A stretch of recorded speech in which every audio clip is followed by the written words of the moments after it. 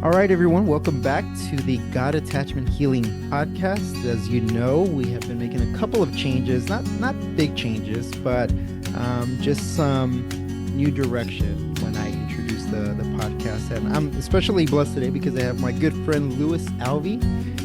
Louis is my neighbor, is my coworker, and is my friend. And we are talking today about addictions and classmate. That's right. We just There's another part of life that we can intertwine together. That's true. Yeah. So, and now podcast guest. Look at this. We're looking for all of those connections. So I like it. And so I'm excited about today's podcast because we're talking about faith and addictions.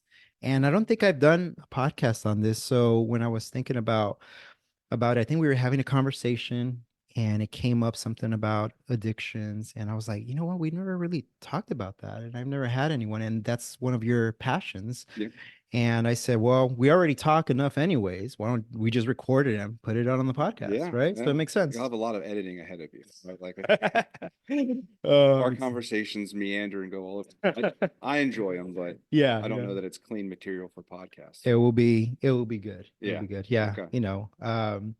So Louis, why don't you tell us, the audience, a little bit about your background? We're going to talk about addiction. So the audience likes to know, okay, who are we talking to?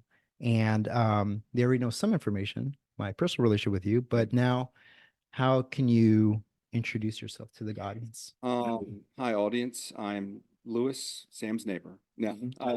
So I guess professional kind of resume leading up to this, entered the mental health field. Been in that kind of capacity for the past, I think it's over 15 years now. Wow. Yeah. In various, and I'll say coming into like we'll call addictions, I was reluctant, right? I was like, I kept feeling a pull, but I had other ideas for myself professionally. And but early on it was in some ways heavy-handed, pushed in that direction. But then it was one of those experiences where it resonated with me, and then once I saw it, and I saw it, the prevalence of it as well, I couldn't unsee it. And so now, for good or bad, most of the way I approach mental health is through that lens of addictions, right? Yeah. And the things, and as like a very familiar peer recovery program would say, the hurts, habits, and hangups. And so my catchphrase, which I probably stole from Steve Nielsen, Dr. Nielsen's good old amazing guy, was everybody's got something, right? And so whether it's a DSM recognized and cluster of criteria that we can diagnose, or if it's something that that we elevate to levels of higher importance or consume more of our kind of cognitive bandwidth, and that's, I think, a theme I'll come back to in a little bit. There is something that we do, and how I tie that in and how I understand that kind of from a faith or spiritual aspect is Calvin was, our hearts are perpetual idol factories, right? Yeah. And so in my mind, again, I see that especially in our field as being true, and true to this idea of addictions, or everybody's got something, that they maybe they're holding on to, or maybe they're, again, elevating to a place and level of importance, and it's taking up more of their time and capacity than we know as Christians at all. So, yeah. And it really does, at least it feels like, to many people who struggle with addiction, that it controls their life, right? It really dictates a lot of what they do. And Louis, I'm just curious because I don't think I've necessarily maybe asked this particular question, but typically when we go into the counseling field, we have a heart for an area where we ourselves have experienced hurt, or where someone close to us has experienced hurt, or just something where our skills line up well with meeting that need. So for you, when you think about addictions, like, is there a personal background story there? Was someone addicted to something, or how did your heart lean in that direction? I think we all have our addictions. So, but I didn't learn that to the other end. In my lesser Christ-like moment, when I was entering into the field, foraying into psychology, I said, I just want to understand what people think. I want to understand why we do the things that we do. And at the time, a lot of that for me was, well, I want to dive heavy into psychological research, I want to do a lot of these type of things. And I think God had and allowed that in my heart, that desire, which I would argue was ungodly at the time because there was a lot of pride baked into that. I want to know.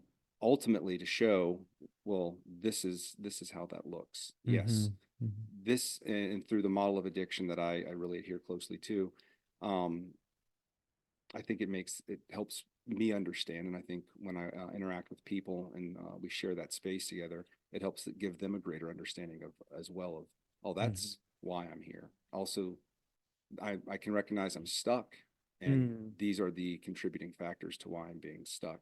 Yeah. So Yeah. And, for Christians, I don't know if it's a different layer. Do you see a difference between how Christians manage addictions versus those who are not Christian? I know we work in a Christian setting, but it seems like there's maybe little difference between how both Christian and non-Christians manage addictions or yeah, deal with addictions. I'll say, and I'm sure we'll come back to this as well, that um, a trait or Mm-hmm. yeah, of Christians with addiction is excessive shame, right? Because Mm, there's yeah. I should be better than this, Mm, or even questioning faith. I can't possibly be a Christian and have mm, these things, these attachments, this misaligned affection, you know? mhm, So, if anything, I'm not saying Christians are worse off, right? I'm saying that that that concept of shame, the things that surround that, I think are more prevalent maybe, or maybe mhm, even more intense in religious circles. And that's, I think it mm. does come down to the individual, as you know, like, Yeah. and so much of what um, group or culture they're in and what their faith and their belief system, um, kind of how it addresses that. So, and also Right. upbringing too, like what was I taught, that how does God look at these, these horrible Mm. acts kind of thing. So Yeah. all of that goes into it. But I think unfortunately, but then also I know there's such redeeming qualities about it as well. I don't want to make it sound like it's just, those poor Christian addicts. But Hmm. yeah, that heavy component of shame oftentimes accompanies or is more maybe intense or prevalent with Christians as they're struggling with their addiction. That's true. Yeah. Yeah. And, when I was thinking about this particular episode, I was thinking about what verses are there that we reference that are true, but maybe some people have a hard time understanding. And I thought about Second Corinthians 5:17. And that verse basically is right, being a new creation. If there's anyone in Christ, therefore he's a new creation. All things have passed away. Behold, all things have become new. And there's that element. And I feel it sounds like with Christians who are addicted to something, kind of have that shame-based approach because, well, if I'm a Christian, shouldn't all of this be Yeah, there you passed are. away, right? There you are. Shouldn't this be all gone? And it's interesting too because um, with Christians who grew up in the church, it seems like they have that struggle and that shame much more um, dynamic and stronger in their lives. Those who maybe come to the Lord afterwards, they now experience Christ in a new way. So everything that they've done prior to their relationship with Christ, it seems to um, greatly diminish once they come to Christ. But I don't know if you've seen that. I grew up in the church, so I know that those who grew up in there's a standard that they're called to live by. Hey, you've been given more. To whom much is given, much is expected. Yeah. So they kind of have this narrative of I need to keep that going. So when they mess up, it's oh, I'm the worst ever. With new believers who maybe come to the Lord later down the line, for them it's that was my life. I was all of Yeah. these things, and now Yeah. the Lord has changed me. So them you could see that 180.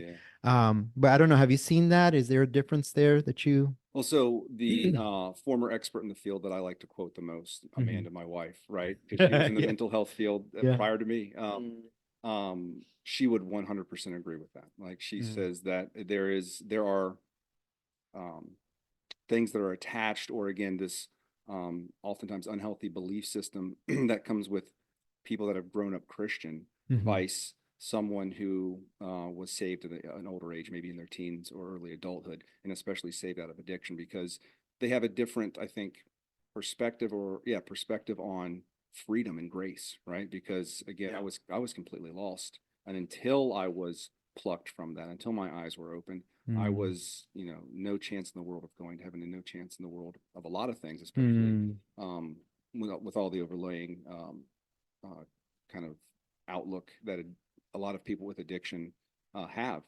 So I'll quote Amanda and say, yeah, she would absolutely, Mm. in some ways, from our talks about this, she sees it as being more hopeful, right? Like there Mm. can be more hope and more um, radical acceptance of that grace. Mm. That's good. Whereas Yeah. someone who has, I feel like I'm talking about growing up in a Christian household like baggage. And I don't mean it that way. I'm just No. saying some of those things you articulated that are baked in that we have a hard time reconciling, Yeah. right? They can. I think it can make it much more complicated and make it more difficult in some ways Mhm. to understand and really embrace that freedom and grace. Yeah, absolutely. And to your point about not looking at that past or growing up in a Christian home being seen as baggage, because there's a lot of pros to it, Yep. but I think the cons are definitely, they're still there. Yeah. It's not perfect. And, I would say that I grew up in mostly a healthy Christian church, but as I got older, I started to understand things differently. And I just didn't know how to see myself not meeting the standard. So it was this expectation of I need to be this way. And if I wasn't, I was just a complete failure. Yeah. So I think that's kind of speaks to the shame component that we've been discussing. But ultimately, correct me if I'm wrong, addiction is about coping with the stressor. Or is there more to it, right? So if I'm addicted to something, I'm Yeah. using that to cope with the pain, with some form of stress. And if it's been my go-to for years and years and years, which is typically kind of what happens, then why would I let go of something that's helped me cope with the stressors of life? But what is addiction? That's Yeah, just kind that's of what I was going to one. try. I was going to try to Okay. pivot back to you and say, Yeah. well, we're, licensed clinical mental health practitioners. Hmm. So when we go to our diagnostic manual, where do you find the word addiction? We don't, right? Hmm. So not that that's wrong. I think some people think of it as an antiquated term. I think it's very, it Mhm. can be helpful and healthy in a lot of ways to give To language. define it. Yeah. Yeah. But DSM-5 or now 5TR is going to use different use disorders. We'll stay with Right. chemical specifically. Yeah. So substance use disorders and then specified alcohol, Hmm. opioids, different things like that. And I think that there's utility in that criteria. So I'm not in Mhm. one camp or the other. I think that there's a lot that we can utilize and it is helpful for us to do. So we'll Mhm. start with diagnostic criteria from the manual. And those fall into, excuse me, if we can, yeah, if I can a clean real quick, it has a lot to do with level of impairment of your functioning. And Mm. from that and trying to figure out how to articulate that, because when you're with a client that they could Mm. read the DSM if they wanted to, Yeah. right? So how do we break this into maybe an analogy or something that's helpful? I look at it like we have cognitive and emotional bandwidth, right? Like think of Mm. internet's coming through a cable, and that bandwidth is taken up by different things Mm. throughout any given day. And so, as different areas of that bandwidth are consumed, again, areas of functioning, relationships, things like that, those are the criteria through which we look at the severity of the what we'd call addiction, or we'll stay with substances, substance use disorder. Mhm. So it impairs things like our relationships, our ability to find and hold occupations, Mm. legal, right? That's a helpful one too, because we do as a society have a legal system with laws and things in place, and Mhm. it can be helpful in that.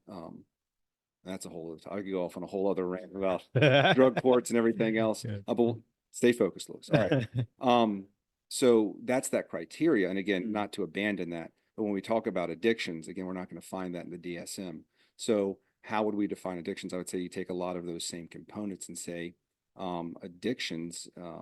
Typically think of as like behavioral things, so like your Mhm. gambling, your pornography, um, anything like that. Mhm. I would say similar criteria, but we don't have them recognized by a statistical manual yet.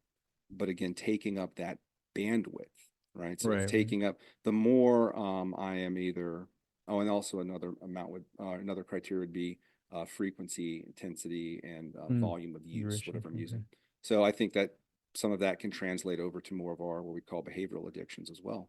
And so, kind of similar look at it is how much of your bandwidth is being taken up with this, and not just Mm. use of whatever that is. A very common one, frequent, is pornography. So not just the act of viewing pornography, but how Mm. much time, again, cognitive bandwidth is being taken away and devoted to that. And Right. then Yeah. again, not just around that singular use or multiple use within one day, but as we talked about before, the guilt, shame, especially associated with that, the time and energy that you spend acquiring or thinking about acquiring, or think about the next time that you're going to engage in whatever that is. So all of that, man, with the more and more of whatever substance or behavior or interaction consumes that bandwidth that you have, then the more and more you are addicted to something. Yeah, But yeah. And it people doesn't don't get, like that word. Meaning yeah, meaning I mean it has the obviously the negative the connotation negative to it, connotation to it. Yeah. but some people feel relieved that it is Hmm. and some people don't, right? Yeah. And again, I go back to kind of just the upbringing of the whole idea, and this happens in AA meetings, right? Yep. Where it's like, I'm so and so, I'm an alcoholic. Is that kind of what Yeah. the verbiage? Yep. So it's one of those things like, am I really an alcoholic? Am I really an addicted porn user? Am I really Yeah. a drug addict? Like all of these different things. Yeah. And for some, it's freedom. Like, Hmm. okay, there's a reason why this is There's happening. a name to put to this now. Right. Yeah. And for others, it's like the shame gets reinforced Yeah. with I'm this. And sometimes, and again, um, sometimes that becomes their identity. However, I haven't experienced that scene with people that they make that their identity, the addiction their identity. Mhm. But I mean, what have you seen? Has that been a pro for people to identify with being addicted to something? Yeah. So it depends on Okay. the individual and so Okay. many other variables about what makes that person that person. But for many people, it's helpful to have that, right? It's Because interesting. rather Yeah. than be this kind of maybe ambiguous or non-tangential sort of like struggle Mm, I've been going through, I now have alcoholism, and I can put a finger on that, and I can almost personify it. So mm-hmm. when I'm struggling with something, I'm not just beating the air. I've got something Mm, that I can gotcha. point to, especially with alcoholism. There's decades and decades of literature, and the AA community's been phenomenal in on the peer recovery side of stuff too for that, and again for that kind of outlet that we're talking about. Mm-hmm. To your other point, and maybe not necessarily conversely, but that maybe the other side of the same coin is it can be crippling, or it Mm, can be in many ways shaming, or again reinforce elements or actual shame that's already there, mm, and be problematic for that person. I think regardless of where that person starts off, there's like an evolution that happens. So if mm, I'm not willing to say I'm an addict, I'm an alcoholic, at mm-hmm. some point in time, they're going to embrace. It That's naturally happens. interesting. So Yeah. naturally happens, or I'm an addict, and then sometimes that's where they stay, and they're like, again, I finally put a face to this thing. I've got a name for it, and sometimes the evolution continues where I'm in recovery. Mm-hmm. This is a thing. This was a part of me. Is certainly with behavioral addictions. They're like, but I'm not an addict. I've got so many years of being Mm. free from this. So, They call um, it so recovering addict, right? Is that kind of the words that are used? Like I'm so a all, recovering addict. more And oftentimes now, yeah, okay. I'm so and so in recovery. Okay. Again, that is more kind of forward facing, empowering type of language. Okay. And then there's some individuals that would say they don't adhere to this chronic disease model, that it's something that's always there and you're always susceptible to, that Mm. through whatever mechanisms they work through, that at one point in time they might have had an addiction or had a substance use disorder. But in the future, they don't feel that they're susceptible to that and they're free from that. Mm-hmm. And I want to encourage that mindset, Right. Right. Yeah. but that's the one I'm the least comfortable with, because we know Mm. how the brain works and we know how the Mm-hmm. body remembers things. Yeah. And so that's the one I'm least comfortable with, but I wouldn't take that away from someone if that's helpful for them. Yeah. But that mindset is, I would say, it's also the least scientifically supported, because I think anything that's happened, like any other injury, once you've had Yeah. an injury, you're at greater risk for that. I think of addictions similar to TBIs. We've seen a lot of wonderful Mm. overlap in the veteran community about how TBIs and things like PTSD have overlapping symptoms, and the kind of chronicity of each of those two. So in a lot of ways, I look at, not exactly, but look at a lot of aspects of someone with someone who suffered from addiction, who Mm-hmm. would some people would say have an addicted brain, right? Like, because the brain Yeah. knows and remembers. Um, that may have healed from that, Mm-hmm. but again, we're potentially uh, one, we'll call it relapse from returning, re-engaging those neural pathways and Mm-hmm. being right back where we Mm-hmm. were. So Yeah. That sounds really gloom and doom, but what I want to say is, like, regardless of how that person enters and maybe even exits or stays in that continuum of addiction, recovery, and those things, that's hopeful, right? Because the non-hopeful part is never entering it, never raising to a level of awareness where this is something they're addressed. And a lot of people spend much of their life like that. Yeah. So to save us from gloom and doom, the spectrum's good, man. No. I'm just trying to think and see what kind of questions would come up for someone who is going through that right now as a Christian, as a Christian podcast that's addressing attachment. One sign that I saw was that addiction has to do, you talked about bandwidth, emotional bandwidth, mental bandwidth, and there's this other aspect of relationship bandwidth. Oh yeah. Right? That addiction is a form of trying to recover connection. That it is a loss of connection. And because I don't feel connected, I'd rather not feel anything or feel something, anything. Yeah. Right? Kind of this idea. And it's just the feeling, it's the feeling of connection. So I don't know if that's. Let me go after it from this angle. Yeah. Dr. Lemke, Stanford psychiatrist, like and she's phenomenal. My boy Louis, super well researched, by the way. I love, that's why he's here. So, and she's got great content out there. This is a plug. So when they listen to this podcast, Dr. Andrew Huberman, who we all know and love, we do, and Dr. Lemke did a wonderful podcast on addiction, and it's steeped in all. It's like kind of the child of all of the years of research and stuff she's done with that. So, and anyone that knows Huberman knows dopamine, right? So she talks heavily about dopamine, and it's this. She calls it the pleasure pain teeter totter. Right. That's so good, yeah. So more on one side than the other. And we're always in all areas looking for homeostasis, right? And our body wants to return to homeostasis. So an increase, you can expect at least an equal amount of decrease or movement in the other direction as well. Homeostasis. So what, Lewis? Great question. An individual will stay with substances, and I think we can expand from there if necessary. Someone who uses alcohol, it's very common. Lots of research, lots of people experience things around. We'll stick there. Uses alcohol and then experiences that up and that down, right? All of the neurotransmitters, not least of which on the forefront's dopamine happening, and then comes back on the other side. And now again, we've created a neuropathway. We've created some sort of, if you stick with Lemke, pleasure, pain, teeter totter. And so the brain and body remembers. And the next time that I need or I feel the need to engage in pleasure and or remove pain, because it's not always just a pursuit of pleasure. So pursuing pleasure or alleviating pain. And this is where I kind of go off the deep end on my own way. But again, steeped in research, Hayes, Tonig, and Levine, a lot of stuff over the past 10 to 15 years on this, steeping a lot of from the problematic pornography use side of the house, is there's some sort of, I call an activating event or trigger, right? Trigger that happens, and that leads to a craving and leads to use. And then let me go. So in the late 80s and 90s, we would say, hey, we've got to eradicate this drug problem. So let's look at the behavior. They're smoking crack, they're smoking alcohol. Just say no. Just stop it. Right. That whole inside joke. You guys remember that one? That was a video often used in our classes. Yep. It was, I mean, it was for fun, but still, that was the message that people were receiving. Just say no. We're saying, well, if there's this negative outcome, this bad behavior that's happening, maladaptive coping that's happening, just stop doing it. And surprised it didn't work, right? So again, we're talking 4 decades worth of, if you add it all up, of studies specific to this. And the model that I love and that I adhere to is there's an activating event, a trigger, right? And then there is psychological pain or discomfort. Right. And then I don't know anything about you, but I know you're an American, Sam, and I know we despise discomfort, right? So much so that I don't want to get out of my car to go to get my food. I'll go through a drive-through. No, better yet, I'll call Uber Eats. Soon we're going to have robots that just feed us, right? Like it's what you visited earlier this year or something.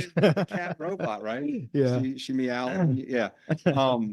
So we despise discomfort, right? So, and that's on just feeling cold or not wanting to be inconvenienced. Talk about significant psychological discomfort, right? So many individuals that end up having what maybe call a full-fledged addiction, like they're in the grips of this thing.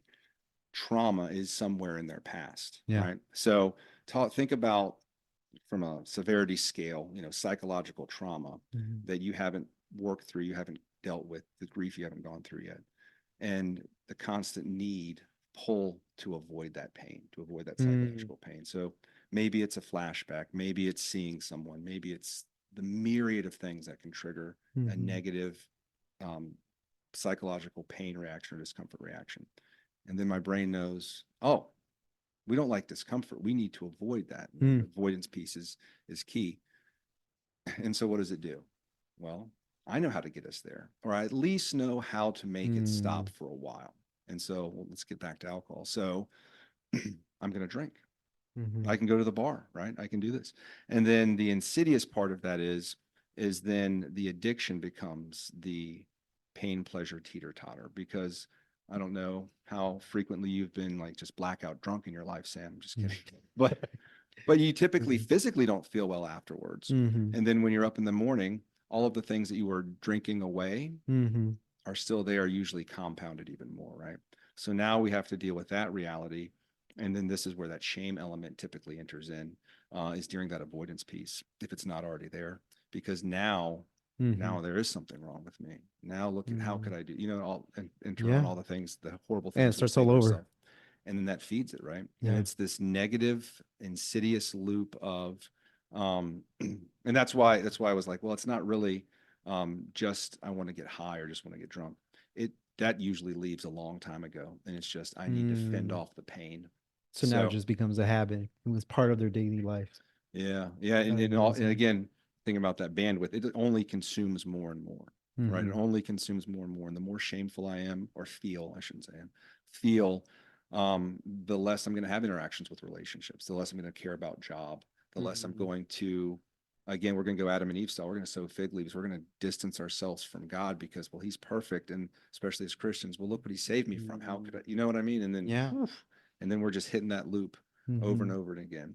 And so not from a DSM criteria standpoint, that's why I like the term or idea of addiction, is because I think now the more that we understood it, and we owe a lot of that to neuroscience in the past several years, is it really can be more things. Like if we look at it from Lemke would say that plain pleasure teeter-totter, and how we understand that, dopamine system that is, that's a good point too. So the dopamine is, it's not even, I'm not even using it at that point. This was early on, right after I got out of school. I had an IV heroin drug user, man. She's a young girl. Oh goodness. She said, Lewis, I relapse a week before I ever put a needle in my arm. And again, raised in the 80s, I was like, no, you're only an addict when you're injecting. And she walked me through at the time, and then further research and study on my own was like, she was adequately explaining this whole dopaminergic situation she found herself in. It was the anticipation in both directions. It's the anticipation of pain, because our brain, thank you, Dr. Huberman, is a massively efficient prediction machine. I know it's coming. I have to believe that I know what's coming, that we wouldn't say this out loud, but I can tell the future, right? I know that interaction is going to leave me hurting. I know that those people are going to think this way about me. I know that I've got this criminal record now, as most people struggling with addiction do. No one in society is going to care about me. So it's not even necessarily being confronted with the pain. It's the anticipation of that psychological pain, which can kick this in. And then that dopamine, back to our earlier reference of that young lady, was, I don't even need to stick the needle in my arm. It is the anticipation of getting there. It's calling the dealer. It's wondering when he's going to show up. It's scrambling to get the money. It's doing all these things.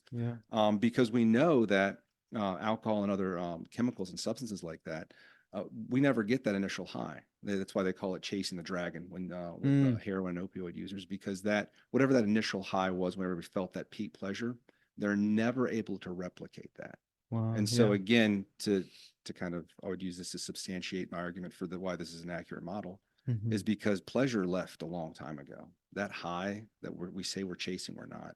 We are stuck on the loop or that, like I say, that insidious cycle of avoiding pain Mm-hmm. and anticipating that it's coming, and brain stepping in and being like, I got us. I'll protect us. I got us. Yeah. I know how to get us there.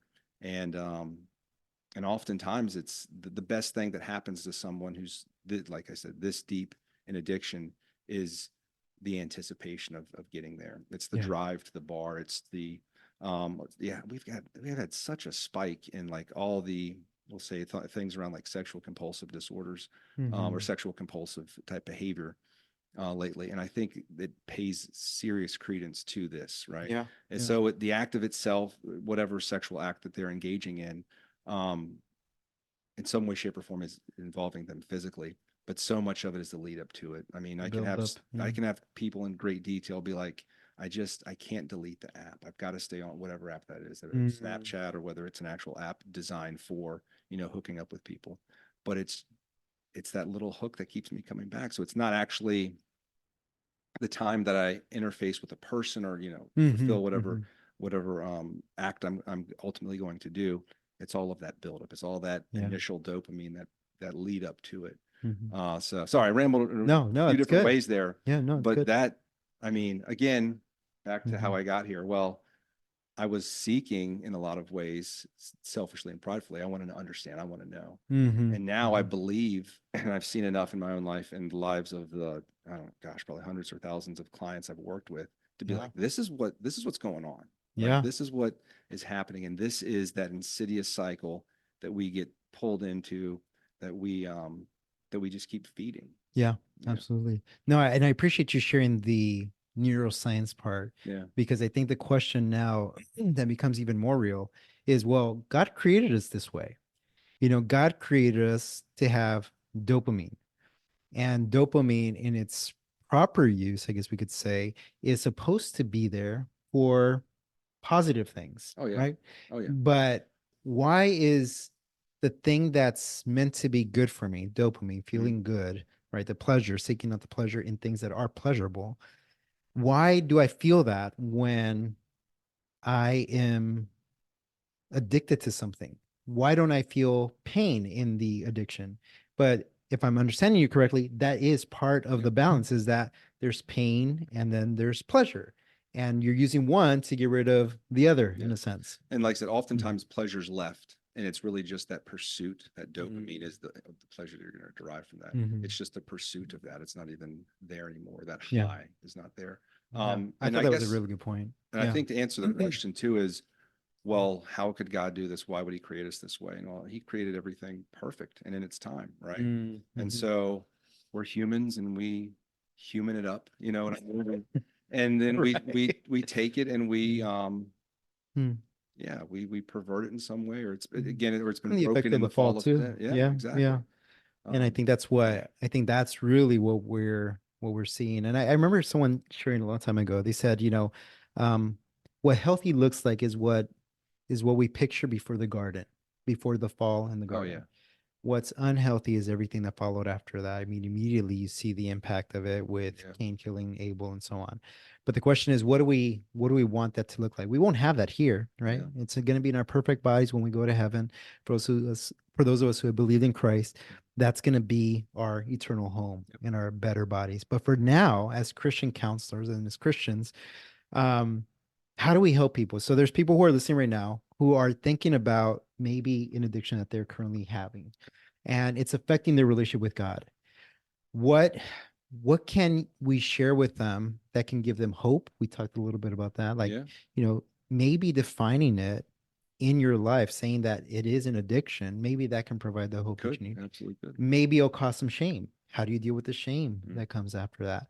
So what are some words of encouragement, of wisdom that you could share with others about how to attach to God during this difficult time where they feel like God doesn't want to be close to them, like they feel like they're a failure, and that maybe even if they're not a Christian anymore because there was, and his name's escaped me, did a TED talk on it, but a gentleman that kind of did a self-study on addiction. He had a lot of his family, he's from the United Kingdom, was steeped in this. And the quote from him is, the opposite of addiction is connection.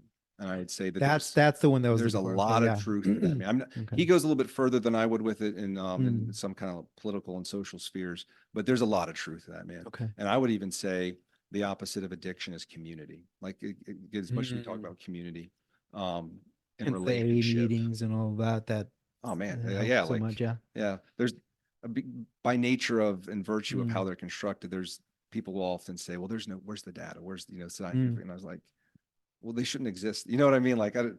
okay, they don't have any peer-reviewed published studies, but tell Right. all of the hundreds of thousands of people, Mhm. that's not helpful. So anyway, um, and, oh, the opposite of addiction is connection or Mhm. community, relationship, right? Yeah. So addiction does that. It takes more and more of your bandwidth and devotes to it. Again, the pursuit of, the consumption of, the aftermath of whatever we're engaging in. Mm. So one which will be challenging, obviously, especially how far this has progressed, because the more consumed we are with something, the less we have of other things. We lose Mm. friendships, we lose family members. Um, there is one that never leaves us, though. And again, Mm. it would be hard, especially with probably the compounding shame that's going on. But God's there. Like Yeah. Christ isn't leaving us. So Mm. I would say, not just a church answer of like praying more in faith, but that being a pinnacle of whatever recovery is going to look like for you. Mm. And then as well, community. I don't know what that community looks like because there's so many variants and so many different things that are out there. Mm. But there are great things like AA, NA, Sexaholics Anonymous, Celebrate Recovery. They have great chapters all over the place. Here at Thomas Road, Freedom Ministries, there are a lot of good things about them. All of these kind of curriculum-driven 12-step peer recovery groups Mhm. can be good locations for that. I will caution people, and I always do when I send them out, is like, you're going to go to a group that's full of hurting people or maybe even full of people who are addicts, right? Mm. So it's not necessarily a safe place just to walk in there and assume that That's a everyone's good going to point. be safe. That's true. But there are great communities and there are great people within those communities. And Mhm. as well as the lives and relationships that you have or maybe had that were abandoned. Some of them, unfortunately, are not going to be repaired immediately. Some of it's going Mhm. to take as much time, if not longer, that they took to deconstruct, to mend. Yeah. But a large part of it is going to be community. Yeah. And it's Agree. it's going to be, again, reclaiming a lot of that bandwidth. Mhm. And that'll, now if it's chemically related, especially alcohol, alcohol is a drug that, you can die from withdrawals. Most of them just, you feel like you want to die when you're Yeah. withdrawing, but alcohol. Oof. So if for the audience, if it is chemically related, I Mhm. would say it's definitely worth speaking to a physician or maybe even going to some Mm. sort of crisis stabilization, medical stabilization, if that's on board. It's But good. that can Mm. be a hard first step, right? But Yeah. sometimes a hard first step is enough momentum to keep, because it's going to be a long process too. Like That's good to know. I Yeah. don't, Me I too. don't deceive anybody. Like when I talk to them, like, this is going to be hard. This is arguably Mhm. going to be the most difficult thing of your life. But I can Yeah. tell you, it's going to be worth it, because the Mhm. fact that it's risen to your awareness and you're willing to address it means that you can't keep doing this, Yeah. right? Yeah. Uh, And so usually it's like family or people who are close to those who are addicted that kind of make that push for them to seek help, right? yeah, Or they reinforce it. They become kind of uh I guess reinforce just that behavior by either allowing it to happen. I don't know I guess what's the role for someone who is mm, has a mm. friend or family member, Oh because I man, think that's difficult yeah, too. Like how do I tell, my dad, how do I tell my friend, how do I tell my sibling that they have a problem? Because yeah, usually from what I understand, addicts they don't see it as a problem yeah, initially. yeah. Um So what you don't want to do is, there you go. anyways, Yeah, yeah. Get both sides. Yeah.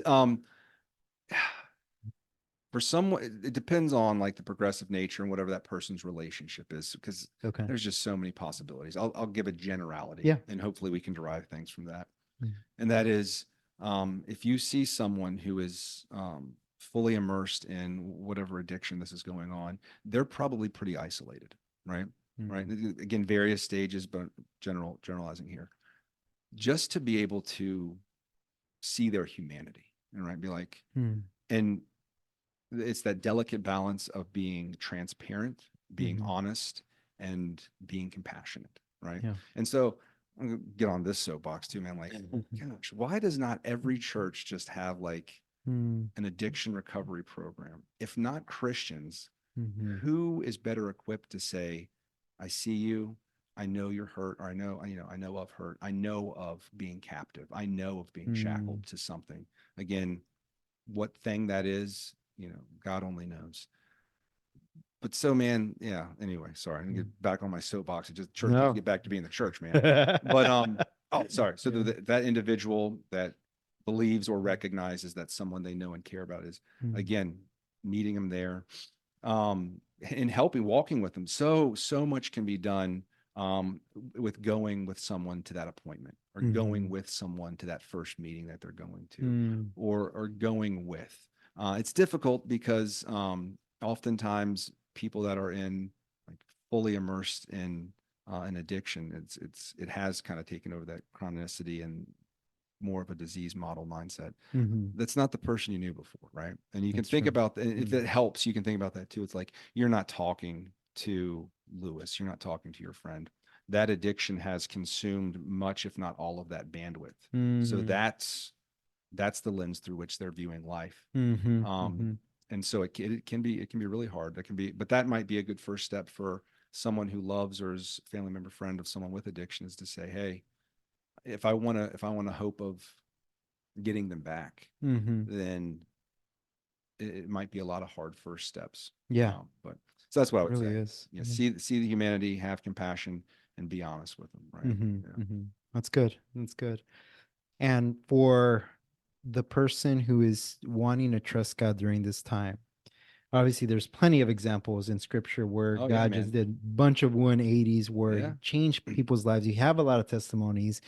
We have our own testimonies. People in the audience have their own testimonies. So it's possible. And I think somewhere along the way, in the midst of all that, there's this loss of hope. And if you could just speak a little bit to that, how does someone gain hope throughout this process, because it seems never ending? I don't know what the turning point is, but we touched a lot on connection and community, and I think even part of the AA statements is kind of like this belief in God, or I guess they use the word higher power and so on. But for those of us who are believers, you know, oftentimes that loss of hope is the hardest thing to get back. And I'm just curious to hear your thoughts. Like how do people regain that hope? Where do you see the shift in the process of counseling or in their stage of life that they're in, that it's boom, now they're hopeful? That's the question, Sam. You're a good podcaster. That is the question. And if I had that answer, I would freely share it with everyone like a cure to cancer, man. But you hit on the crux of it. It is hope. As long as there's hope, or as long as we have the capacity to hope, because sometimes, the addiction's consuming everything, then it's possible. And that's what I would say to anyone struggling with it, anyone that's with someone that's struggling through with it. As long, man, we get choked up, Sam. Golly. As long as there's air in their lungs, right? God can still move. And as long as we can continue to strengthen ourselves to help others, have the capacity to help others, then there's always hope. Absolutely. So, all right, what does that actually mean? All right. So, find out what that is. But again, that's that approaching that person with compassion and humanity and being honest with them. And saying, what is it? You didn't wake up one day as an 8-year-old and be like, man, by the time I'm 24, I want to have a criminal rap sheet as long as my arm and have stolen and pilfered from so many people in my life that everyone's cut me off, done things like unspeakable things to people and to myself, just to get this, whatever it is, just to get this alcohol, just to get this stuff to cook up and shoot in my arm. No one did that. So maybe it is speaking to that part of them, that's still alive. Right? That's good. Yeah. I to your point about just kind of like, whoa, that struck a nerve somewhere. And we talk about hope, and I'm thinking now about my mom and my uncle. And one of my uncles, he was just heavy into drinking. I never got drunk. I've never drank excessively, And one of the reasons why is because I remember seeing my uncles so drunk, and I hated how they were around me. And there were years where, they were in and out of jail and kind of doing all these different things. And I told my mom, stop stop helping them, or stop doing this, stop yeah. doing that. So I was telling her, Yeah. and my mom said, oh, Yeah. Right. yeah, it does get you. She's like, I'm going to keep praying, and I'm gonna keep hoping for him, and things are gonna change. And today I can share that my uncle's changed, and it was crazy because he had said that before. Like there's this aspect of, no, I'm changed, I'm new, and then they go back to it. I felt disappointed that it happened, but I remember that not just hope for the person, but how those around the person need to hold out that hope, because they get tired of wanting to hope, wanting to change. And then you have the people around them who can still instill that hope. So it just reminded me of that. And I'm thankful for that. And I'm glad that you touched on that. And I hope and I think that this is going to be helpful to listeners, because that is a powerful thing. Because sometimes we feel like giving up on the people around us. And I think it just re-emphasizes the point of the gospel, right? Christ came and died for us in spite of how we treated him. And now, we have the blessing to be able to minister to others by seeing what he's done in our lives. And I just, man, Louis, thank you so much for sharing from your experience and your insights and bringing the data, which I love. I love that. And I think this is going to be a blessing. And I appreciate you as a person, as a friend. This is fun. And man. this was good. Yeah. So we'll do another one. Absolutely. If you're open to it. Yeah. Okay, cool. Anytime. Remember the contract that we got to get that. Yes. Yeah. 50%, right? Whatever. 50%, that's what we'll agree on. No, well, no, I appreciate you having me on. Appreciate you being willing to broach this topic, right? Especially, not especially, but often tonight in religious circles, it's not one that we want to do, or at least we're turning a blind eye to it. So it's kind of courageous you doing it. It's good for you, man. And of course, I'll be back anytime you ask me. Absolutely. Yeah, thank you. Thanks, guys.